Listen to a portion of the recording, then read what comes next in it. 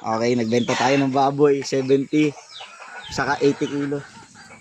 So dito kasi hindi masyado napalaki yung baboy. Ayaw na nila pag mga 100 kilos na. Gusto nila mga 80 lang. Kaya 3 months lang ang alaga. Total yan ay. Total ay bali 150 kilos. Oh. Dalawang baboy.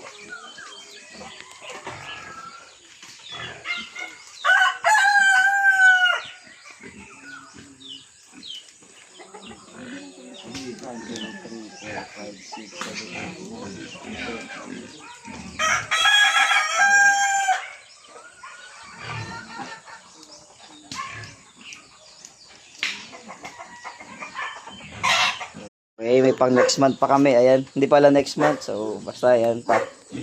To follow yan, to follow. So, ayan.